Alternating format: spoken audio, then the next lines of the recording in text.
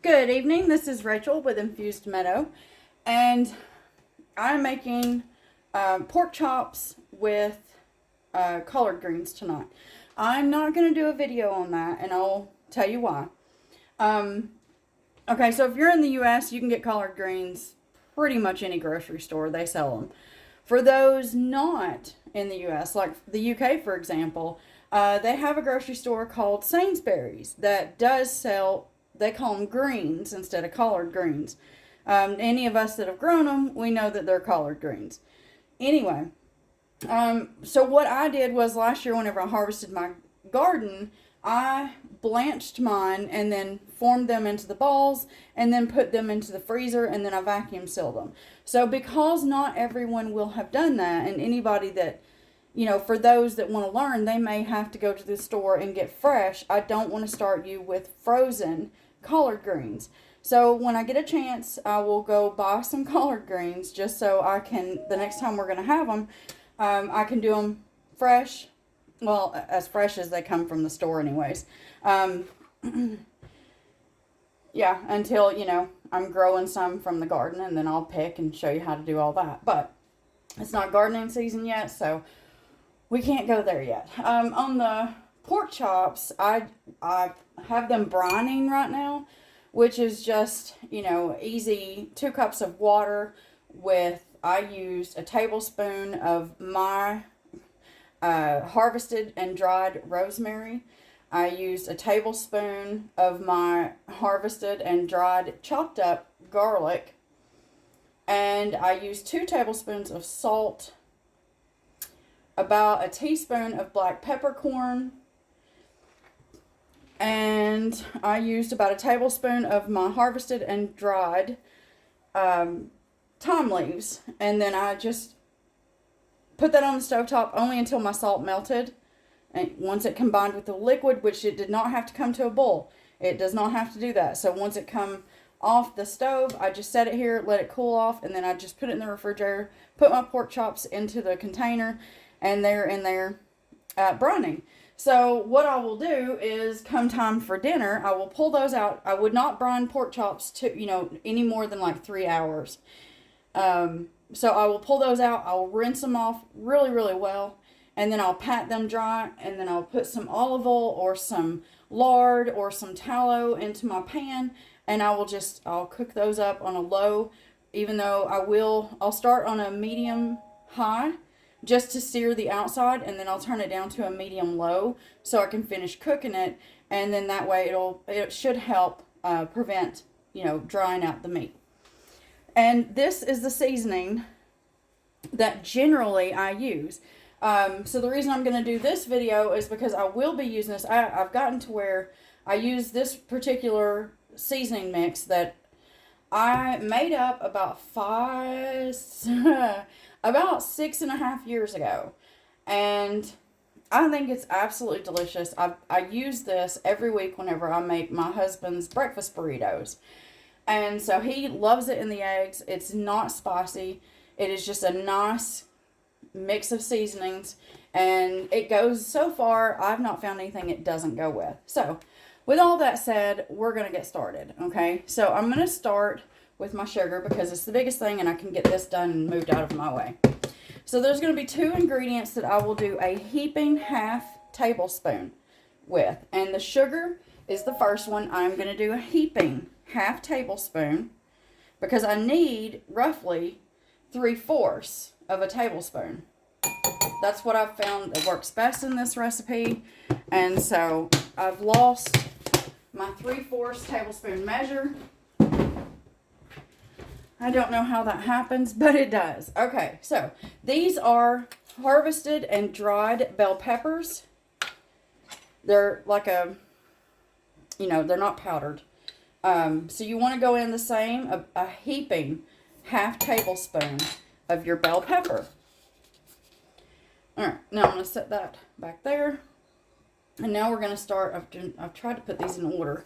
I failed, okay?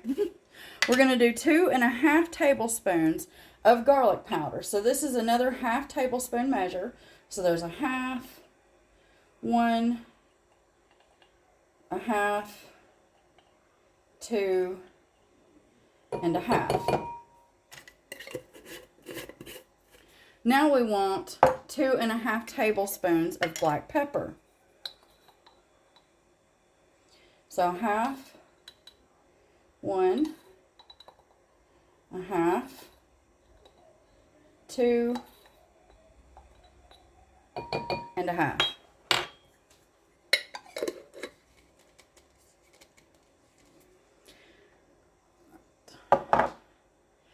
Oh, I forgot something. 1 second. Okay, I had to go grab my cilantro. Some of you will know this as coriander. And again, this is garden grown, and I've dehydrated it. So I'm going to take some of that out, and I'm going to crush that here in just a second so that I can get what I need. Whatever I don't use can go back into the jar. Alright, so I have my 3/4 a teaspoon measure. And we're going to go in with 3/4 of a teaspoon of onion powder.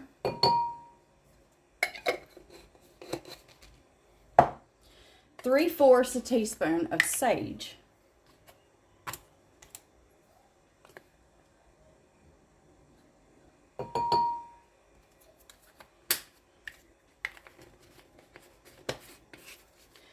Three-fourths a teaspoon of marjoram.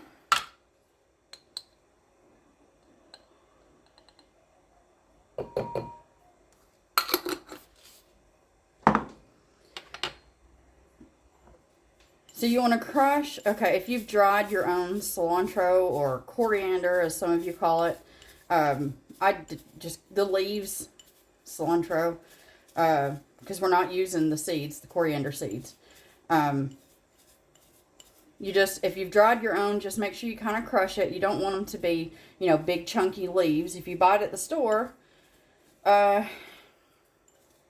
it'll already be crushed up, but make sure unfortunately you can't do this until you get home. Make sure you smell it, because if you have no smell to your seasonings, you have no flavor, or very little flavor. So,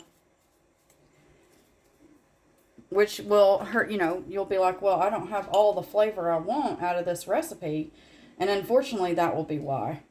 I'm going to put just a dash more, because that wasn't a full 3/4. And I'll put that back in there. Okay.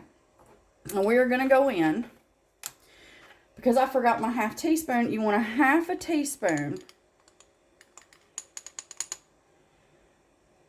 You can see it's not full. So I've got a half a teaspoon of thyme powder. I was going to go in with my thyme leaves, but I prefer to do this one with the powder. It just blends nicer, I think. And then all you're going to do is literally mix this up. And you will use this on whatever you want. It is delicious, I think. I might be a little biased. I apologize if I am. But you'll just sprinkle this on whatever meat you want to, or eggs.